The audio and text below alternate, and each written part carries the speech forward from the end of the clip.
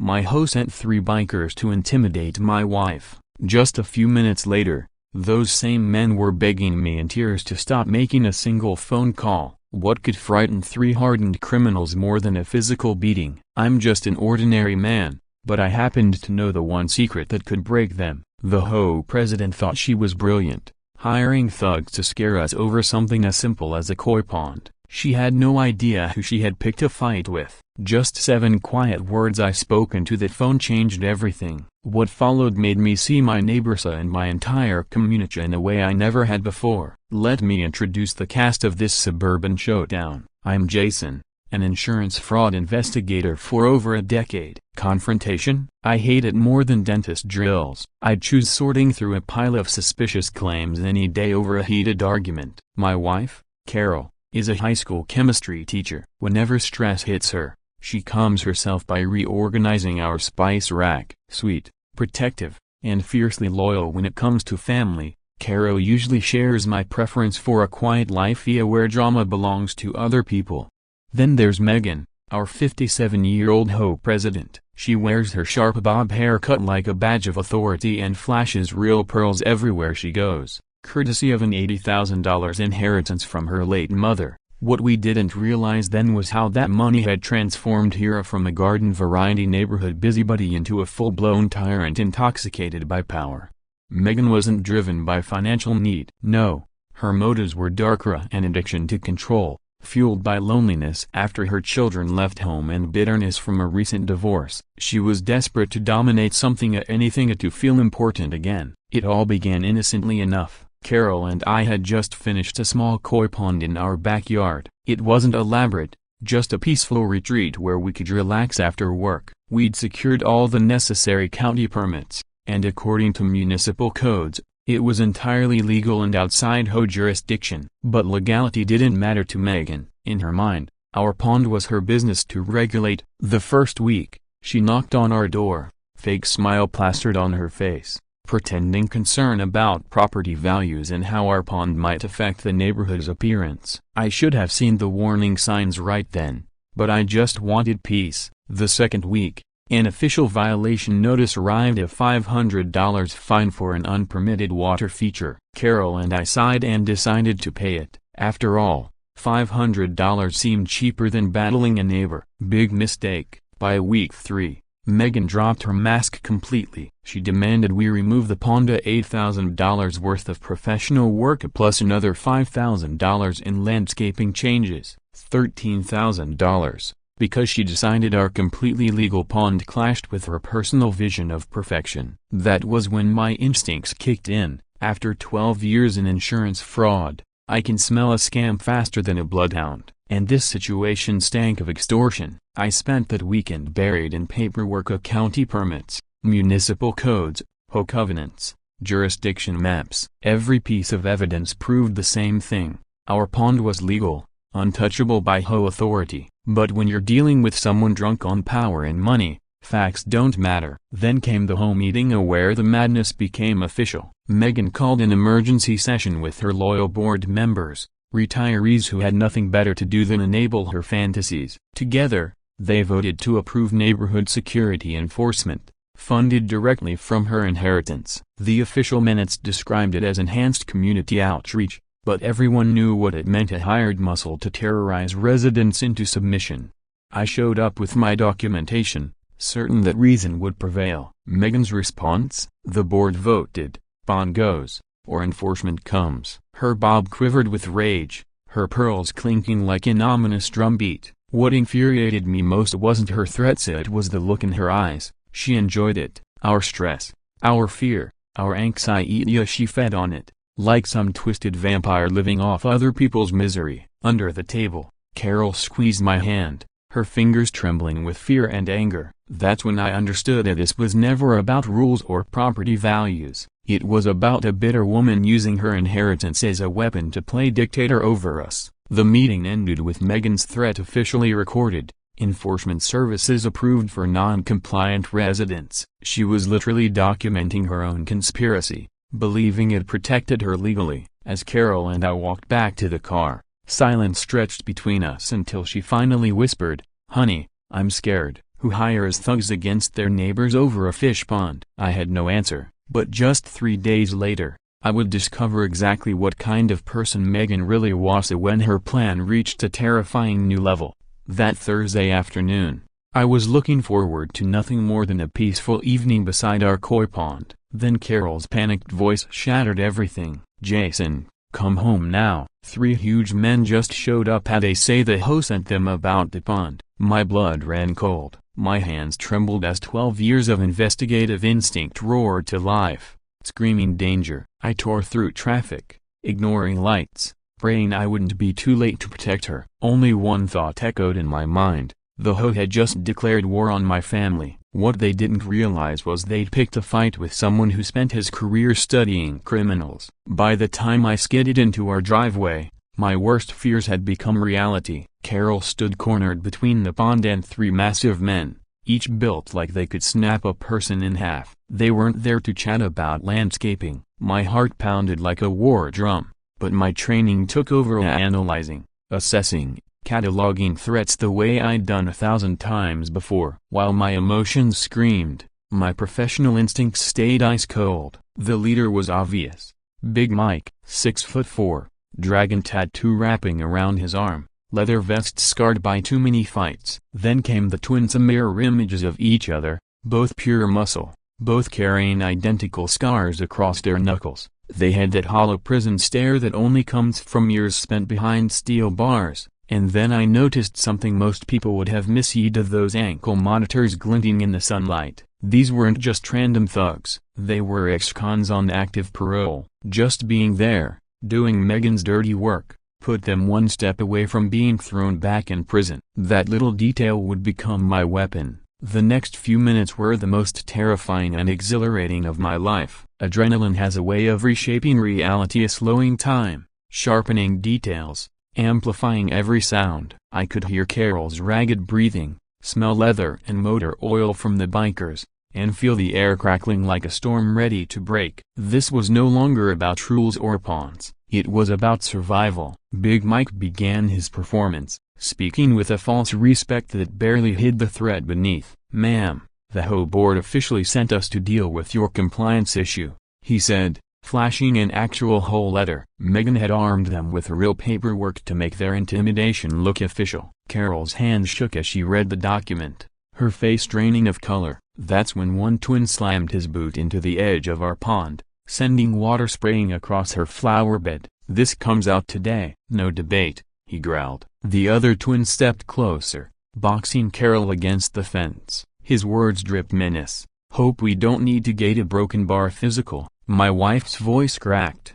"Please, my husband will be home any second." The raw fear in her tone tore through me, stoking a fire I didn't know I had. I stepped out of my car, every nerve burning, every thought focused. "Gentlemen," I called evenly, "I'm here." "You said this is official HOA business?" My voice was calm, professional, controlled at the tone of an investigator dealing with fraud suspects. Inside, though, I was dissecting them, studying their stance, their confidence, their weak points. These men thought they were in control. They were about to learn just how wrong they were. These guys expected routine compliance, the same scared response they probably got from other homeowners. But those ankle monitors, if they were the key. Parole violations are no joke. For men like this, the threat of going back inside is far scarier than a physical fight. Big Mike laughed, a low, condescending sound that made my jaw tighten. "That's right, office boy. Time to comply with HOA regulations." He had no idea who he was talking to. As an insurance fraud investigator, my work revolves around background checks, criminal histories, and cross-referencing data with law enforcement. I recognize their tattoos from mugshot databases, their body language from years of casework, and those monitors told me everything I needed. These weren't random bikers, they were violent offenders clinging desperately to freedom. That's when I pulled out my phone and began dialing, slowly, deliberately, letting them see each number, letting the tension build like a coiled spring ready to snap. "Probation Department, this is Jason Williams," I need to report active parole violations happening right now at my residence. The effect was instant. Big Mike's swagger drained from his face. The intimidating mask melted away like ice under a blowtorch. He knew exactly what a parole violation meant: automatic prison return. No appeals, no second chances. Hold on, Mike blurted, panic finally breaking through. Who the hell are you calling right now? But I wasn't bluffing. Investigators don't bluff, we follow through. I kept speaking into the phone, making sure every word landed like a hammer. Subject: Michael Torres, parole number 47291, currently engaged in intimidation for hire at residential address 1247 Maple Street. Big Mike's face went white. Stop, don't say my name to them, he screamed. I didn't stop, I kept going, documenting every detail in a voice clear enough for them to hear. Subjects are threatening homeowner and spouse regarding property modifications, clear violation of employment restrictions for parolees. And then it happened. 3 giant men dropped to their knees as if shot, not just stepping back and kneeling, like terrified children begging for mercy. Please, stop talking, we'll leave right now. Big Mike's voice cracked into sobs. I've got 4 months left on parole. Please, don't do this. The twins chimed in, tears running down their identical faces. Our PO will send us straight back. Megan lied. She said you were just some office worker. In that moment, the predators became desperate beggars. I let them squirm for half a minute longer before finally ending the call. Then I gave them the truth. Gentlemen, you're on parole for violent crimes.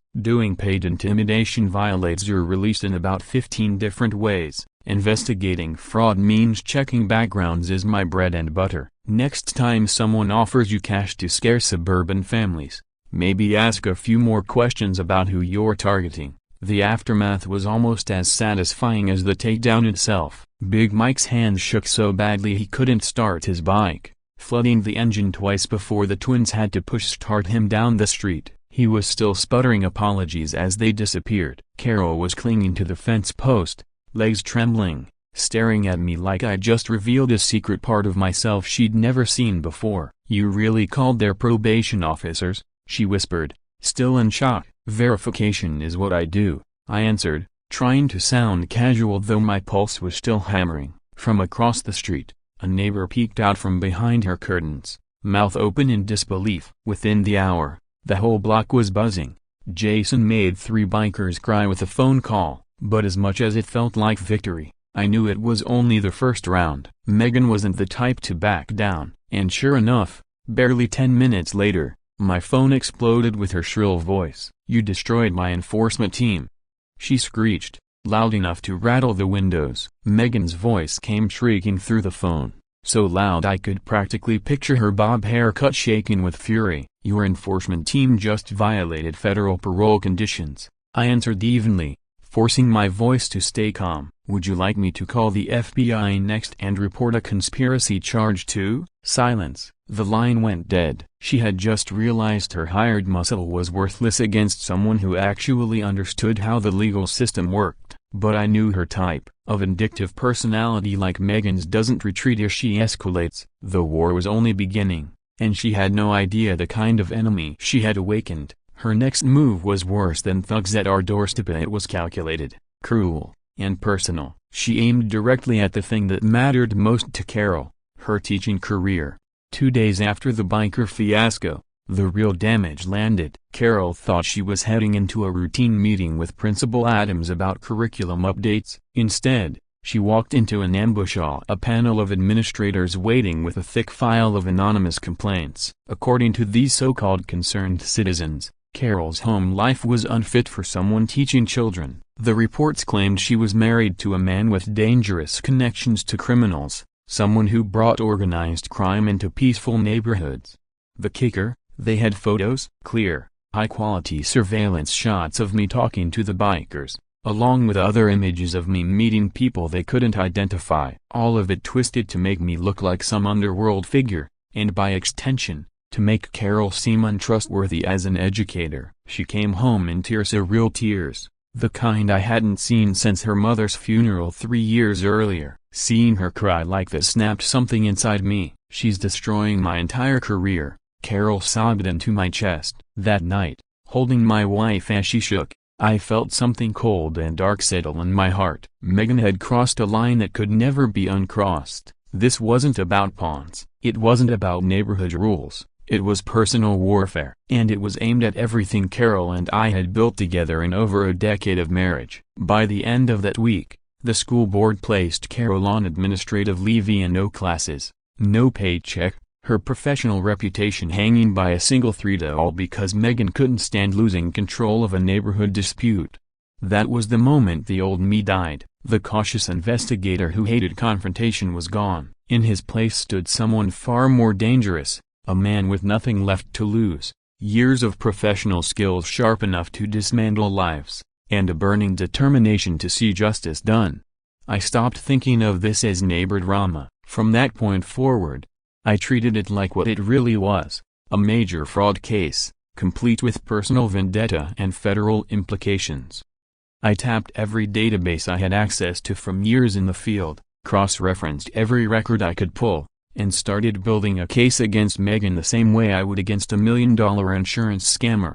What I uncovered in the first 24 hours made my stomach churn and my pulse race with anticipation. Property records revealed Megan had been running the same scheme in at least 3 different neighborhoods over the past 2 years of fabricated violations, escalating fines, and carefully orchestrated intimidation campaigns. Megan's intimidation schemes weren't random fits of temper. They were carefully structured campaigns designed to pressure families into selling their homes far below market value, so her so-called consulting company could swoop in and buy them cheaply. This wasn't the petty power trip of a neighborhood busybody, it was a deliberate, calculated criminal enterprise hiding behind the phony Section 8 of community management.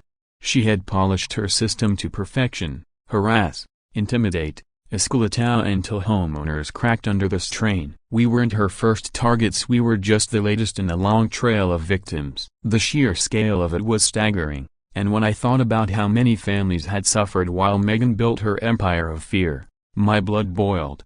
But then came an unexpected twist, a one that changed everything. The downfall of tyrants often begins with the people closest to them, and in Megan's case, it was her assistant. Sophie Wilson, fresh out of college and drowning in student debt, had taken the job for experience and a paycheck, but watching Megan unravel after the biker incident, ranting about incompetent enforcers and the need to crush resistance had set off alarm bells. Sophie wasn't out to be a hero, she was simply smart enough to know that when corrupt bosses crash, they drag their employees down with them. To protect herself, she quietly began recording conversations and copying documents. 4 days after Carol was suspended, Sophie nervously approached me. Her hand shook, but her resolve was clear. "Mr. Williams," she whispered, "you need to know what Megan's been planning. She calls them systematic pressure campaigns against residents who don't comply." She handed me a flash drive, and when I plugged it in later that night, it was like opening a treasure chest. Audio recordings, email chains, financial documents, all of it spelled out in meticulous detail. Megan's use of inheritance money to fund harassment, her strategy of targeting family members when direct intimidation failed, her dealings with enforcement services, even her correspondence with outside consultants. And then came the bombshell. Sophie had discovered Megan's ties to a company called Community Management Solutions. They weren't just offering friendly advice, they were providing her with templates, strategies, and resources for dealing with what they cynically called difficult residents. That was the moment I realized this was bigger than Megan. She wasn't just a bitter woman with control issues. She was part of a multi-state fraud operation, one that had weaponized HOA abuse into a lucrative business model. Suburban families were nothing more than pawns in their game of intimidation and profit. But they had made one fatal mistake. They picked the wrong target as someone who spent his entire career unraveling fraud, building airtight cases, and working with federal agencies to dismantle networks that thought they were untouchable.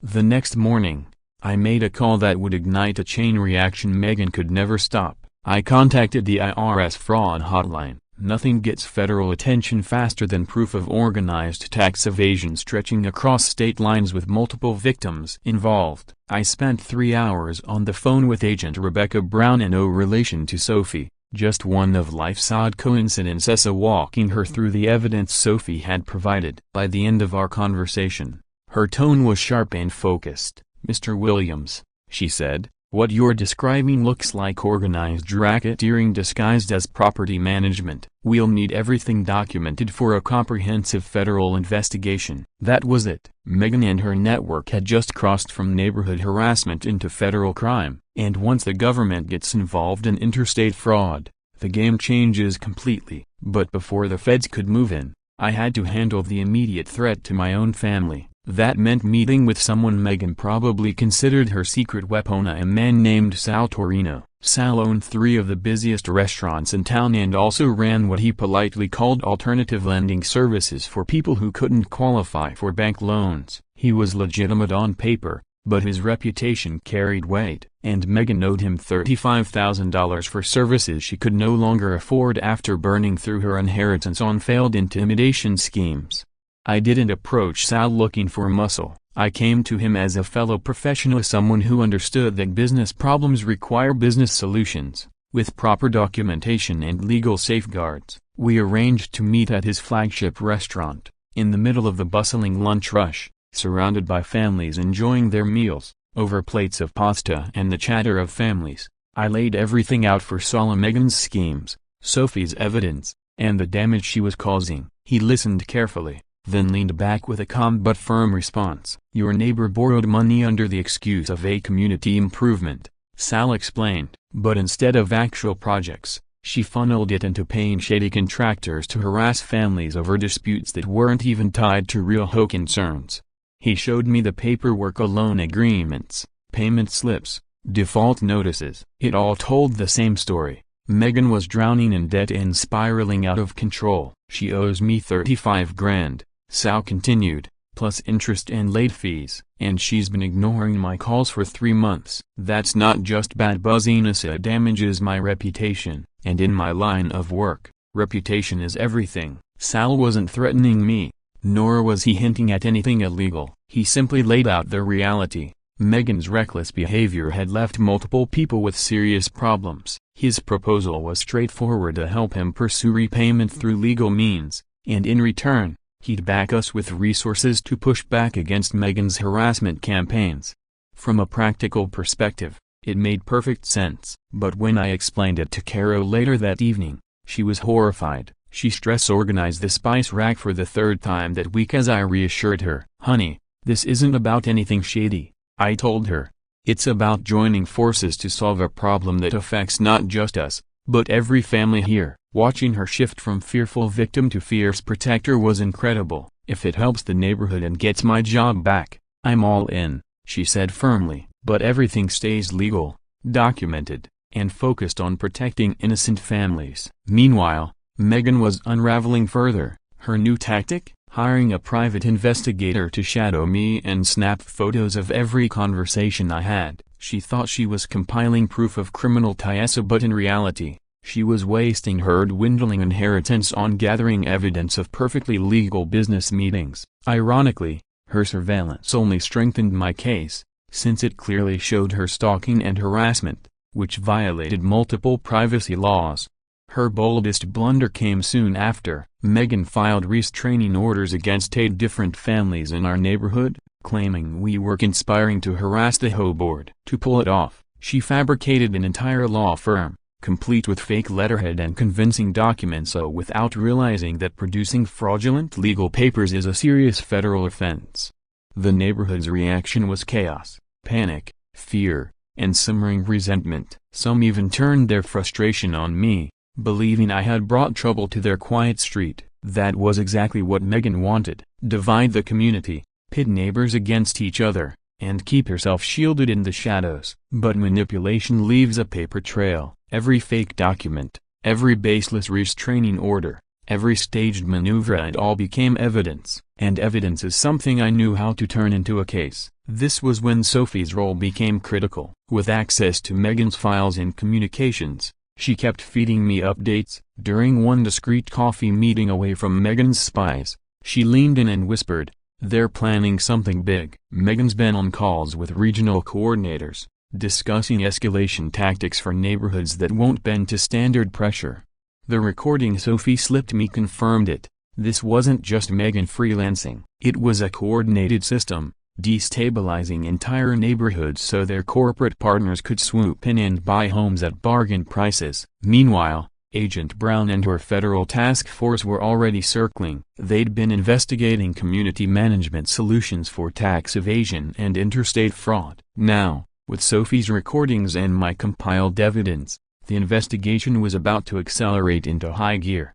Over a quiet Italian dinner, we discussed the very abnormal mess Megan had dragged us into with her reckless, criminal behavior. After I laid out the entire situation and showed him Sophie's proof, Jason S. spoke plainly. "Your neighbor borrowed money under the pretense of funding community improvement," he said. "In reality, she used it to hire shady people to stir up disputes between families, things that had nothing to do with real neighborhood needs." He slid paperwork across the table, loan agreements, repayment records, and official notices. The documents painted a clear picture of Megan's desperation and ballooning debt. "She owes me $35,000 in principal," Jason explained, "plus interest and late fees. And for 3 months, she's been avoiding me. That's not just bad, it damages my reputation. In my business, reputation is everything." He wasn't threatening, nor asking for anything illegal. He was simply showing how Megan's actions had created problems for multiple people, and why professional, legitimate solutions were needed. His proposal was simple. If I helped him recover the money through proper legal channels, he'd lend support in protecting our families from Megan's harassment. The deal made practical sense, though Carol recoiled when I first explained it that evening. While she rearranged our spice rack for the 3rd time that week, I reassured her, "Honey, this isn't shady. It's about combining forces to fix a problem that affects the whole neighborhood." Watching her shift from anxious to determined was incredible. "If this protects families and helps you get your job back, then I'm in," she said, her voice steady in a way I'd never heard before. "But everything stays legal, documented, and focused on keeping innocent people safe." Meanwhile, Megan doubled down on her psychological warfare. She hired a private investigator to follow me everywhere, snapping pictures of every meeting I had. She believed she was gathering evidence of criminal connections. In truth, she was wasting her inheritance on proving I was attending ordinary business discussions, so while she herself was breaking privacy laws through surveillance and harassment. Ironically, her evidence helped me, not her. Then came her most reckless move. Megan filed restraining orders against 8 families at once, accusing us all of conspiring to harass the HOA board. To make it believable, she fabricated an entire law firm, complete with letterhead and professional-looking documents. What she didn't realize was that forging legal documents is a serious federal crime, exactly the kind of offense prosecutors love to pursue aggressively. The neighborhood response was chaos. Families were panicked, confused, and angry. Some even turned on me, saying I had brought this storm to their once quiet street. That was Megan's plan all along: divide the victims, pit us against each other, and keep herself safe in the background.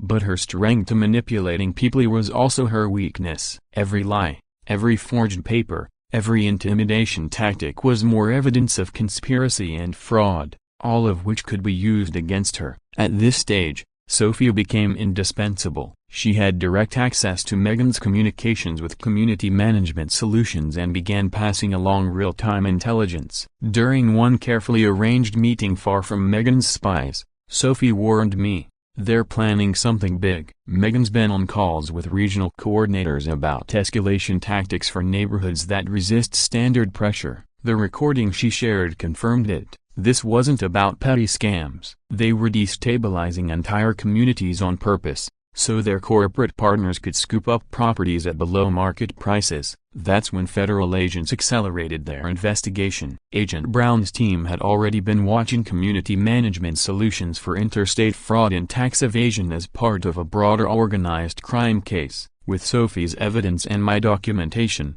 the case was about to crack wide open. The case quickly grew into something much larger. Federal prosecutors added racketeering, interstate conspiracy, and organized crime charges that had been years in the making. Within 2 weeks, we were placed under federal witness protection. That meant Megan's restraining orders were nullified, and her harassment was officially categorized as criminal retaliation against federal witnesses. The tables had turned completely. We were no longer the victims trapped in her twisted system. She had become the focus of a federal investigation with resources she could never fight off or buy her way out of. An emergency neighborhood meeting was set for Saturday. I knew this gathering would either unite us against Megan's tyranny or shatter what little hope of peace we still had. Saturday arrived like Judgment Day. I woke up fully aware that the next few hours would decide whether our neighborhood survived Megan's reign of terror or collapsed into permanent distrust and fear. The community center was chosen as the meeting spot, and every household received a personal invitation from Megan herself. She billed it as the final resolution of the so-called criminal influence in our community. What she didn't realize was that it would instead be the final collapse of her entire scheme, right in front of the very people she'd worked so hard to manipulate. That morning, I organized my evidence files, rehearsed my statement, and tried to steady my nerves. Carol brewed coffee with trembling hands, still haunted by the possibility of losing her teaching job. When we arrived, the center was packed. The atmosphere was suffocating. Neighbors sat shoulder to shoulder, some glaring, some whispering, and others too nervous to take sides. Megan had gotten there early, setting up a full presentation with a rented projector, polished handouts, and the arrogant confidence of someone convinced she held all the cards. She even claimed to have her legal representative on speakerphone, though I strongly suspected the truth would prove otherwise. Her opening speech was dramatic, as though she were starring in her own courtroom drama. Ladies and gentlemen, we're here to deal with the criminal element Jason Williams has brought into our community. She rolled out her so-called evidence, high-quality surveillance photos of me in meetings with people she couldn't even identify, records of the biker incident framed as proof of criminal ties, and even financial documents from my household accounts that she had somehow obtained. This man, she declared, pointing at me like a prosecutor delivering the closing argument in a murder trial, has dragged organized crime into our neighborhood and put every family here at risk. The room filled with uneasy whispers. Parents instinctively pulled their children closer, and for a fleeting moment, I worried she might succeed in winning over the crowd with fear and manipulation alone. That's when I stood and asked the question that changed everything. Megan, before we go further, why don't we call your attorney right now, so everyone can hear their professional input? Her face lost its color instantly. She tried to maintain composure, but her voice cracked. Of course, she said stiffly. Johnson Law Associates, you're on speaker. I pulled out my phone and dialed the number listed on her letterhead. The entire room went silent. 2 rings later, a voice answered. Johnson Law Associates, how can I help you today? It was unmistakably Megan's voice, slightly altered, but to anyone who just heard her speaking, there was no mistaking it. The reaction was explosive. Gasps, nervous laughter, murmurs of disbelief. People realized they had just heard Megan herself answering her own fake law firm's line. Technical glitch, she shouted, slamming the call off as her face burned crimson. Someone must have hacked my phone system, but it was too late. The illusion had shattered in seconds. That's when Sophie Wilson rose from the back of the room, a folder clutched in her hands. She strode to the front and calmly said, I have recordings of everything Megan has done, and it's time everyone hears the truth. She pressed play. Megan's voice filled the room, ordering biker intimidation. I don't care what it costs. I want them gone from this neighborhood. Then financial discussions. We'll use HOA funds for this. It's payback. Then strategy meetings with community management solutions. We need to destabilize resistant families until they're forced to sell. Every word was undeniable, every recording the nail in the coffin of Megan's credibility. The audio recordings continued, each one exposing more of the conspiracy that had poisoned our neighborhood. Embezzlement, extortion, harassment campaigns, it was all there, month after month, in Megan's own voice. Then Sophie presented the financial records, and the puzzle pieces finally locked into place. They showed exactly where the missing HOA funds had gone for the past year and a half, $65,000 funneled through shell companies for security, legal services, and community improvements. Every business was registered to fake addresses and PO boxes, all tied directly to Megan's personal network. The most damning entry was a payment to enforcement services, dated the same day the bikers had shown up at my house. Megan had literally stolen money from her neighbors to hire thugs to terrorize those very same neighbors. The arrogance was staggering, but the evidence was undeniable. That's when the doors to the community center swung open, and in walked Sal Torino, dressed sharply in a business suit and carrying a briefcase. The timing was almost theatrical. He calmly strode to the front where Megan was still reeling from her fake lawyer fiasco. "Good evening, ladies and gentlemen," he said evenly. "I'm here regarding the outstanding debt Mrs. Williams owes my lending business." He opened his briefcase and produced a stack of loan agreements, repayment schedules, and default notices. The documents painted a clear picture. Megan had borrowed $35,000 under the pretense of community improvement projects, but in reality, she'd spent it funding her personal vendetta against families sitting in that very room. The shock rippled through the crowd. It wasn't just stolen home money. Megan had also gone into debt, burning through over $100,000 to wage a campaign of intimidation over petty disputes like bond decorations and lawn heights. Some neighbors broke down crying as the scale of betrayal sank in. Others were livid, shouting for action. Even those who had quietly backed Megan before now scrambled to distance themselves from her. The unity I had prayed for was finally happening, though it came from shared outrage rather than shared values. Megan's reaction was as unhinged as you'd expect. First denial, "These documents are fake." Then deflection, "Jason set this whole thing up." Then the victim card, "I'm being persecuted by criminals and their allies." But the crowd wasn't buying it. As the walls closed in, her composure shattered. She screamed, sobbed, and hurled her presentation materials across the room in a full-blown meltdown. Mascara streaking down her face, she shrieked, "I was protecting this community. You're all too blind to appreciate what I've done for you." That's when Officer Harris, the local cop, and not the federal team, arrived after multiple noise complaints from blocks away. With Sophie's organized presentation and the mountain of evidence, the arrest was inevitable. Fraud, embezzlement, conspiracy, racketeering. Megan was facing years in prison. As they handcuffed her in front of the neighbors she had terrorized, she spat one final threat that sent a chill through the room: "This isn't over. The company will handle all of you." Her words weren't empty. They were a warning. The community let out a collective sigh of relief, though unease still lingered. Carroll's school district reinstated her immediately, even offering her a promotion to department head as an apology for the harassment she had endured. The neighborhood voted to replace the HOA board with a transparent, democratic system. Victims of property damage were reimbursed with recovered funds, and for the first time in months families felt safe walking their streets without fear of Megan's iron fist. But Megan's warning proved all too real. Within a week, black SUVs with tinted windows began circling our block. Strangers with cameras loitered outside, photographing our home. Anonymous calls came to our workplaces, probing into our activities and supposed criminal associations. Compared to this, Megan's antics looked like child's play. This was professional intimidation, a corporate retaliation. That's when Agent Brown reached out with a revelation that flipped everything I thought I knew. "Mr. Williams," she said over a secure line, "you need to understand Sal Torino has been working as a federal informant in our investigation of community management solutions for the past 18 months. His lending business has been a cover to track their financial operations and collect evidence on their crimes across multiple states." The man I had once believed was just a local businessman turned out to be something far more significant, an undercover federal informant. Long before we ever built that koi pond or crossed paths with Megan,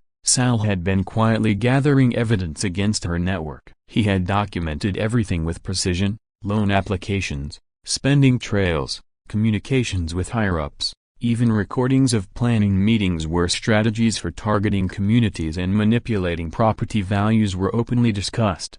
Agent Brown explained, "Your evidence from Sophie Wilson, combined with Sal's financial intelligence, gives us the foundation we need to pursue racketeering charges at the federal level." The scale of what she described was staggering. Community Management Solutions wasn't just a shady HOA operation, it was a coordinated machine running in 47 neighborhoods across 8 states. They siphoned millions from HOA accounts, then deliberately depressed property values so their partners could scoop up homes at bargain prices. The total theft exceeded $15 million, leaving thousands of unsuspecting families as victims of what looked like legitimate community management. Somehow, my role had shifted from neighborhood troublemaker to federal witness. The small consulting business I'd started to help other residents stand up to corrupt HOAs quickly became an asset to the task force. Agent Brown even began referring new cases my way. Within 6 months, I'd helped 8 communities document their board's corruption, recover over $2 million in stolen funds, and send dozens of offenders to prison where they belonged. On a personal level, though, nothing was more satisfying than hearing how Megan fared behind bars. According to an interview with one of her cellmates, she spent her first week in prison trying to organize an inmate improvement committee to address the facility's so-called substandard conditions. Her fellow prisoners found this laughable and quickly reminded her she was in charge of nothing and not them, not their schedules, not even her own meals. Apparently, she spent her days filing endless violation reports about prison food, recreational facilities, commissary pricing, and even the condition of her bunk. The guards tossed her complaints directly into the trash without reading a word. When the prison psychologist evaluated her, Megan expressed zero remorse. She insisted she had been protecting community standards and property values and blamed everyone else for her downfall. Even facing years in prison, she remained trapped in her delusion that terrorizing families was some kind of noble service rather than organized crime. Meanwhile, our neighborhood flourished. Property values jumped by nearly 30% once the corruption was removed. Families felt confident again, safe to invest in their homes without fear of arbitrary fines or harassment. Word spread, and new families moved in specifically because our community had dismantled its corrupt HOA and replaced it with transparent, resident-driven leadership. We even started a new tradition, an annual Transparency Day barbecue, a celebration of open governance and neighborly cooperation. Families from nearby neighborhoods attended, eager to learn how they could replicate the system we had created. As for Sal, his reputation came out stronger than ever. Far from being ruined by his role as an informant, his restaurants thrived. With his debt to Megan recovered from her liquidated assets, he abandoned his alternative lending business entirely. No longer needing it, he became a respected figure in the business community and occasionally lent his expertise to federal cases involving fraud, where his understanding of criminal financial networks proved invaluable. The case against Community Management Solutions ended with 8 executives arrested, $50 million ordered in restitution to victims, and prison sentences ranging from 5 to 15 years for the ringleaders. My testimony proved pivotal, and in recognition, I received a civilian commendation from the federal task force for my role in exposing one of the largest organized HOA fraud operations in the country. For me, the most meaningful outcome wasn't just the headlines or the courtroom victory, it was knowing that dozens of neighborhoods were finally free from relentless harassment and financial exploitation. Thousands of families could now live peacefully in their homes without the constant fear of arbitrary punishment. The sense of justice was powerful. But what mattered most was how the fight had transformed our own lives and marriage. Carol and I had stared down organized crime together and won. The battle forged our relationship into something far stronger than it ever could have been through ordinary suburban living. We had discovered that ordinary people could confront extraordinary evil when they stood together, documented everything, and refused to accept corruption as normal community life. Our koi pond, expanded and thriving, became a symbol of resistance. Each evening, as we sat by the water watching the fish glide beneath the surface, we were reminded that with courage and evidence, good people can dismantle bad systems. Yet even as we celebrated, I knew Megan's network hadn't disappeared completely. Smaller operations were still active, still targeting families who wanted nothing more than peace in their homes. Our emergency neighborhood meeting might have been a local victory, but nationally, the war against HOA corruption was only beginning. New case files piled up on my desk from desperate communities, and I was prepared to carry this fight wherever it needed to go. Megan believed she was teaching us a lesson about control. Instead, she showed us how to build an empire of justice, a framework that would protect families across the country from predators like her. 2 years later, sitting by our pond in the evening glow, I can honestly say that battling Megan was the best thing that ever happened to us. Carol thrived in her career, becoming department head and later a district-level curriculum coordinator, where she used her experiences to support teachers facing workplace harassment. She created networks to defend educators against false accusations and intimidation campaigns, turning her ordeal into a lifeline for others. Our neighborhood became a model community, admired for its transparent governance and strong protections against corruption. Property values continued to climb, and families moved in specifically because they knew our community had beaten back organized exploitation. My consulting firm, Truthfinder HOA Consulting, grew far beyond what I imagined when it began as a small effort to help neighbors. In its first year, it generated $150,000 in revenue while assisting 8 communities in exposing and prosecuting corrupt boards. The money mattered, but the real reward was watching families reclaim their neighborhoods from the schemes designed to strip them of dignity and security.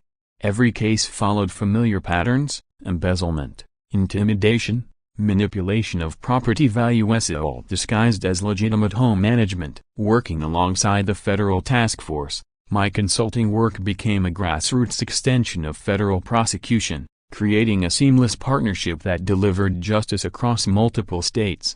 The most powerful transformation, though, was watching Carol herself evolve from a stressed teacher into a fierce advocate, applying her classroom management skills to mobilize communities against corruption. One evening, as we worked in her award-winning garden, once banned under the old regime, she put it perfectly: evil only wins when good people stay quiet, hoping someone else will deal with the problem. We have to stand up for ourselves and our neighbors, or the bullies just keep getting stronger. Her words rang true when retaliation finally came. 6 months after Megan's conviction, black SUVs with tinted windows began appearing in our neighborhood. Private investigators tried to track our movements. Shell companies launched anonymous lawsuits against my business, attempting to bury me in legal fees. But Community Management Solutions made the same mistake Megan had. They underestimated us. Investigating organized crime was my career. Every intimidation tactic became evidence. Every threat was traced back to its corporate source.